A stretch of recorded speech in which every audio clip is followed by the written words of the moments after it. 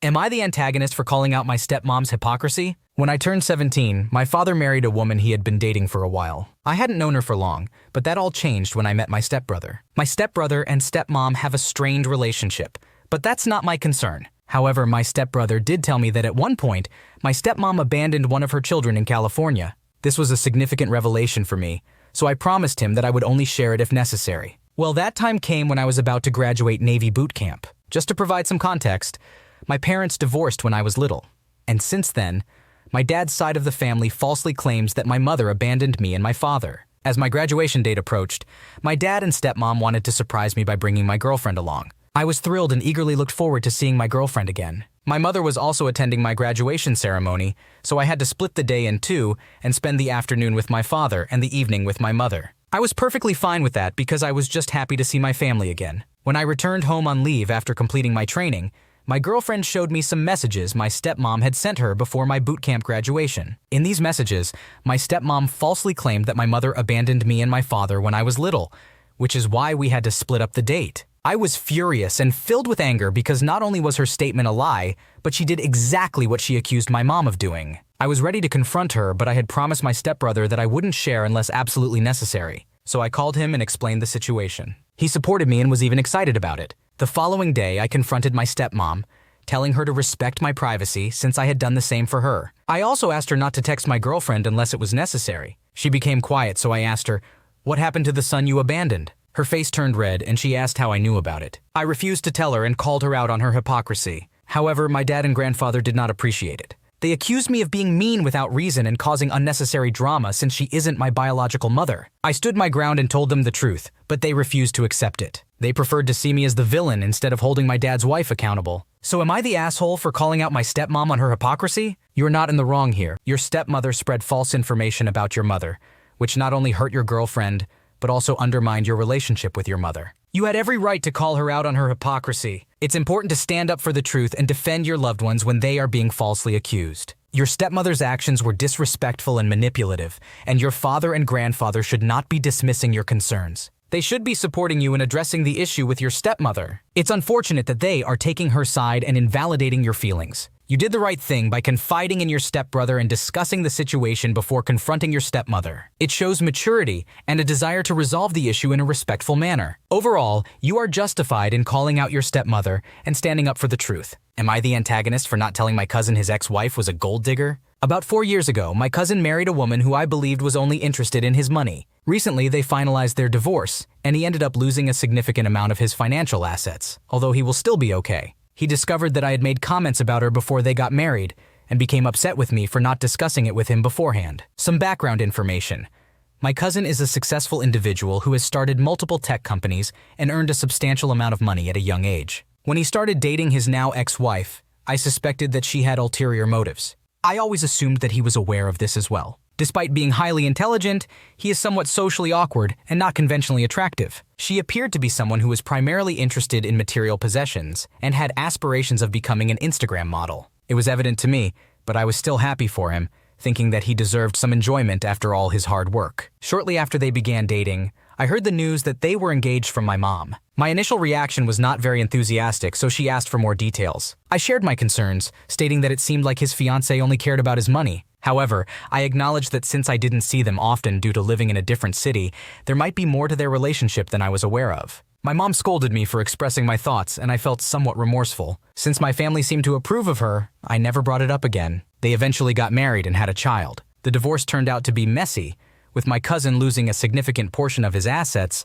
amounting to millions of dollars. Additionally, his ex-wife is making it challenging regarding their child. During my last visit home, my mom and aunt, who is his mother, approached me and inquired about how I had known about his ex-wife's intentions years ago. I explained that it seemed quite obvious to me, and I was genuinely surprised that no one else in the family had shared my concerns. A couple of days later, my cousin confronted me, feeling hurt that I had talked negatively about him behind his back, which only happened that one time, and emphasizing that I should have discussed it with him. I am frustrated that he found out about my remarks, but I should have anticipated it since my mom and aunt have a tendency to be indiscreet. Additionally, I didn't believe that I was close enough to my cousin for him to take my warnings seriously. He believes that I could have spared him from a miserable marriage, significant financial loss, and ongoing custody battles. My mom and aunt are also displeased with me, even though my mom prevented me from saying anything further. So am I the asshole? While your cousin is understandably upset about what happened in his marriage and the financial consequences of the divorce, it is not fair for him to put the blame on you for not voicing your concerns. You mentioned your suspicions to your mother once, but you were never given the opportunity to speak directly with your cousin about it. Additionally,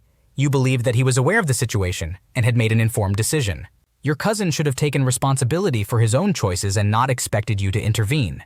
It is unfortunate that the situation turned out as it did, but it was not your fault. Am I the antagonist for saying I am not an aunt? I, a 30-year-old woman, have not had any contact with my older brother, who is 34, or his wife, who is 28, for over a year. Our relationship had been upsetting for about 3 years prior to that. No matter what I did or said, my brother's wife would accuse me of being rude or malicious. She would then scream and cry until I apologized. My brother, her parents, and her brother all explained to me that this was just her way of relating to girls. They said that screaming, crying, and then reconciling afterwards was how she formed close relationships with other women. I was urged many times to accept this about her and play along, as over time we would become close because of it. However, it reached a point where I could no longer bear it. Every interaction with her was exhausting, and she took pleasure in belittling me in front of others. My brother only made matters worse by enabling her behavior. The final straw was when he secretly recorded a conversation we had, where he asked me deeply personal questions. I discovered that he played the recording to her, and they both laughed at me. When I got a job opportunity in a different location, I took it immediately. This made cutting off contact much easier, and I haven't spoken to either of them since. They have not attempted to reach out to me since I moved. Recently, I learned from my mother that they had a child. However, my brother's wife has now started pestering me to visit them and send gifts or messages. I have politely declined and even explained that if they were to reach out to me, I would respond. But I'm not interested in initiating contact. However, every conversation with her now begins and ends with her reminding me that I am an aunt now and that I should act like it. Today, I told her, I am not an aunt, and I am not involved in this baby's life in any capacity. This upset her greatly. She accused me of rejecting her grandchild, which I assured her was not true. I made it clear that she is welcome to have a relationship with the child and be as involved as she wants. But I emphasized that I am not involved in the baby's life as an aunt or in any other way, and I don't see that changing in the future. The conversation only went downhill from there, with her insisting that if I refuse to accept being an aunt, then I am essentially claiming that she is not a grandmother. She is now not speaking to me and believes I am being unnecessarily hurtful and causing sadness during what should be a happy time. I am now questioning if I was cruel to voice my thoughts. Am I the jerk? It is clear from your post that you have had a difficult and toxic relationship with your brother's wife, and your decision to go no contact was a result of their behavior towards you. It is important to prioritize your own mental health and well-being. You have made it clear to them that you are not interested in initiating contact, and it is unfair for your brother's wife to insist that you need to act like an aunt when you have no desire to be involved in their child's life. You have expressed that she is welcome to have a relationship with the child, but you do not wish to be a part of it. It is not cruel to voice your thoughts and boundaries. You are entitled to your own feelings, and it is important to communicate them honestly.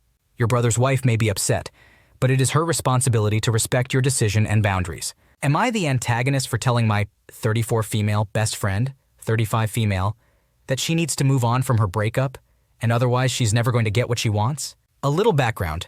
My best friend and I have been best friends since high school, so going on 20 years. My best friend went through a divorce almost 5 years ago, finalized in early 2019, because the guy she married, who said he had wanted to settle down and have a family, decided that he didn't want that at all. He wanted to travel and live solo instead of having a family. They had been married for just over 2 years when she mentioned wanting to start trying for children, and he told her he was no longer interested in doing that after going on a solo trip to Asia. This change in his wants was heartbreaking for my best friend, because she was in love with this man, and I know she spoke to him many times about wanting children. He had always said he wanted those things too, but it turned out he no longer did, or maybe he never did. They divorced, and while it was amicable, my friend was very hurt. This is entirely understandable. As her best friend, I took care of her, and she stayed with my husband, then he was my boyfriend, and me for almost a year while she got back on her feet. Fast forward to a few weeks ago, our other close friend announced that she was expecting her first child at a girls' brunch. On our way back from brunch, she seemed like she was in such a bad mood. I asked her what was wrong. She shouted at me that it should have been her pregnancy since she had gotten married before all of us, and she started bad-mouthing her ex and saying how he ruined her life and all of this stuff. I let her vent for the remainder of the drive, about 15 minutes more to her house. I went to her house on Sunday and specifically told her I wanted to talk to her about a few things and that I was worried about her. I started the conversation off by acknowledging how hard the breakup was for her, and I agreed that her ex did a terrible thing. I then told her that she would never have the family she wants if she didn't move on from this, and that if she wants a family, she either needs to get out there and start meeting people or pursue using a sperm bank. She mentioned that she was thinking about this a year or so ago. I told her I was worried that she was waiting for her ex to one day wake up and decide he was ready for marriage and a family and call her. I told her it was unlikely and she needed to come to terms with that. She didn't say much at first, but then she got furious at me. She has accused me of not being on her side. She started cursing at me, throwing me out of her house and telling me not to contact her. She blocked me on everything. I felt as her best friend. I had to say something to help her realize that if she sits there and does nothing, she will never get to her dream of a family. But maybe I shouldn't have said anything. So Reddit, am I the jerk here? It seems like you genuinely wanted to help your best friend move on from her past and pursue her dream of having a family. Your intentions were good, and you even approached the conversation with empathy and understanding about her past relationship. However, the way your friend reacted suggests that she may not have been ready to hear this advice. It's important to consider the timing and emotional state of the person you're trying to help. While your intentions may have been positive, your friend may have felt overwhelmed or attacked by your suggestions. It's possible that she needed more time and support before being ready to consider alternative options for building a family. That being said, it's difficult to determine the full context and dynamics of your friendship from this post alone. It might be worth reaching out to your friend once she has had some space and time to cool down. Apologize for any unintended offense caused and express your concern for her well-being. It's important to be a supportive friend, even if you don't always have the perfect solution for their problems. Am I the antagonist for telling my girlfriend that I don't want her brother near my daughter? I,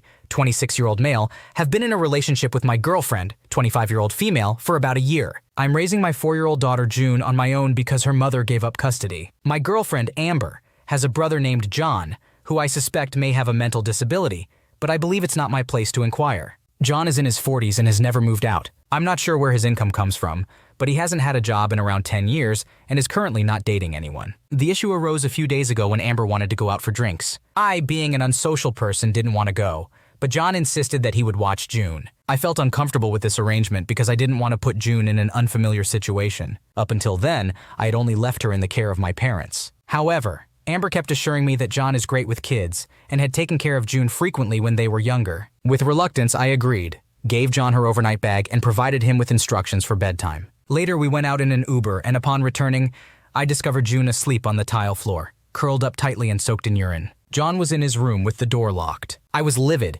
but I immediately took June to the bathroom to clean and change her. I confronted John about what happened, and he explained that when we left, June asked for a soda, which made her hyperactive and overwhelmed him, so we left her alone. I had explicitly told him that she couldn't have soda, but he backtracked and claimed that she had it without asking. I know this is a lie because June is unable to open soda cans on her own. When I asked if he knew that she had wet herself, he admitted it and even admitted to spanking her lightly. Realizing that questioning him further wouldn't yield any satisfactory answers, I simply took June and left. My girlfriend called me later asking why I left. I explained that I don't want her brother near my daughter ever again. However, she accused me of overreacting and insisted that her brother is harmless. We argued, and she claimed that if I continued to keep my daughter away from him, he would feel guilty as if he had done something wrong. At this point, I snapped and told her that he had indeed done something wrong and should feel remorseful. In harsher terms, she called me a jerk.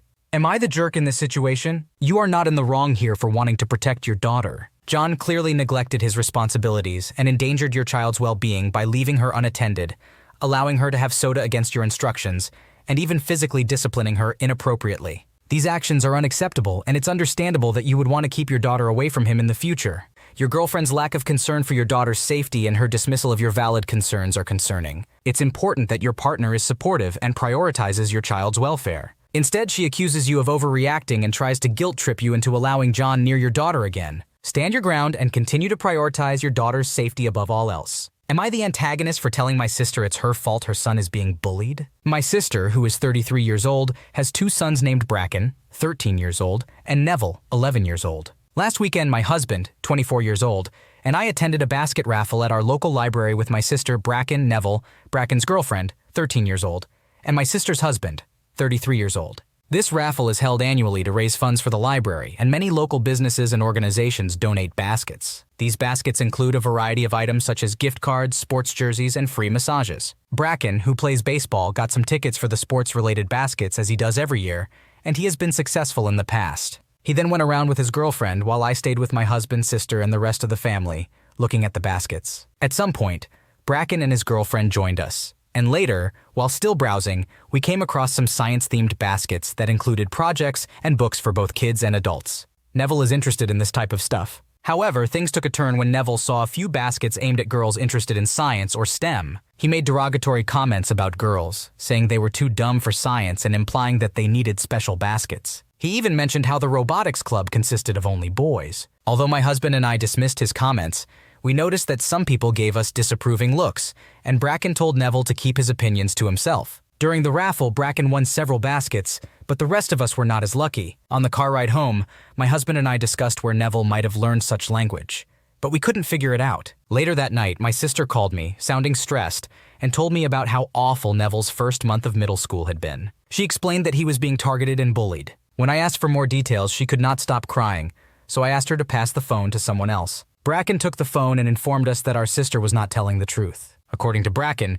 kids were mocking Neville for the comments he made at the raffle. Bracken admitted to sharing the incident with his friends, who then spread it to the 6th graders. Some students in Neville's grade were calling him and his friends creepy and weird because of his comments, and his friends were defending his remarks. My sister quickly took the phone from Bracken afterwards. After she calmed down, my sister asked me for advice on what to do. I told her that it was her responsibility and fault for not addressing Neville's behavior. When I suggested taking away his phone or limiting his interactions with certain friends as potential causes, she refused and claimed she didn't know why he said those things. She insisted that she couldn't just take away his phone or friends and argued that she needed to teach Bracken and his friends not to gossip. I called her ridiculous and ended the call. She tried calling back, but I didn't answer, and I received angry texts from her. Am I the asshole? While Neville's comments were inappropriate and disrespectful, it's not fair to solely blame your sister for his behavior. As a parent, she is responsible for teaching her children right from wrong, but children also have the ability to learn and pick up attitudes from various sources, including their friends and society in general. Instead of offering support to your sister and trying to find a solution, you immediately shifted the blame onto her and dismissed her concerns. Your response was insensitive and unhelpful. Remember, it's important to address and correct inappropriate behavior, but it's equally important to approach these situations with empathy and understanding. Thanks for watching. When you subscribe, make sure to hit the bell to turn on notifications so you never miss a video. To finish listening to all the stories, check out the playlist in the description.